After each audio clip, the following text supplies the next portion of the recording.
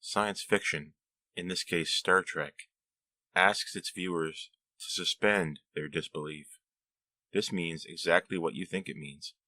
Originally, Star Trek asked us to suspend our sense of disbelief for a moment and accept the possibility that faster-than-light travel is possible, transporters are possible, and other planets are populated by aliens.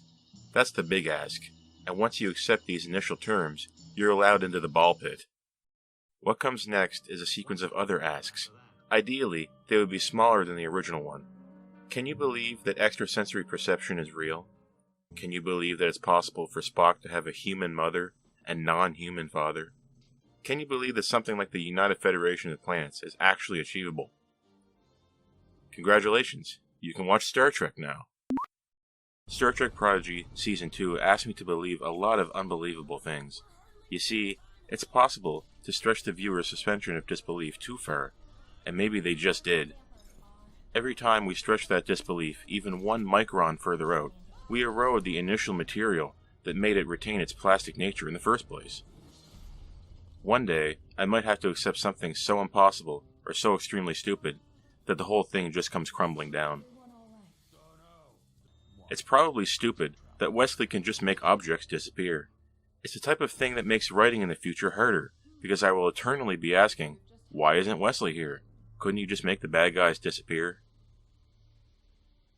It's definitely stupid that kids can steal a starship multiple times, sneak by on luck, and win on technicalities, and then be given their own starship, whilst the Federation itself has asked Starfleet to drastically scale back its own operations with regards to exploration. It is absolutely necessary for Gwyn to be around for the plot of Season 2 to play itself out. Earlier on, we alter the past in such a way that removes Gwyn from this timeline. This is clearly a problem, but we can fix it with an armband that stabilizes her quantum state. This has its own payoff in a way, because it means she is unique and that the loom cannot freeze her when they freeze time. We set up something interesting. However, we give these armbands to everyone, just in time for the loom to basically stop freezing time, thus eliminating a lot of the interesting combat encounters that we could have had with the loom. So this season is kind of at war with itself. Essentia is at war with the Federation and our characters, which is why she used a time-accelerating weapon. Only once. This season is about time travel, and the alteration of time, only at the most surface of levels. Maybe this is good, I don't really know.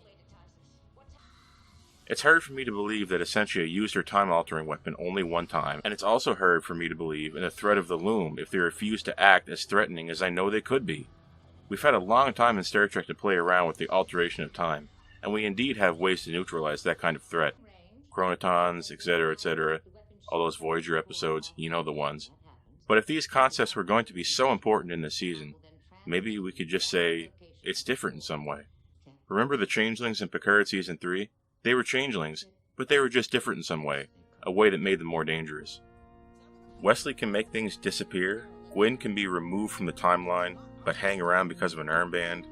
These kids can steal ships multiple times. The loom can freeze time, and then they decide not to. To be clear, I still really enjoyed this season of Star Trek Prodigy.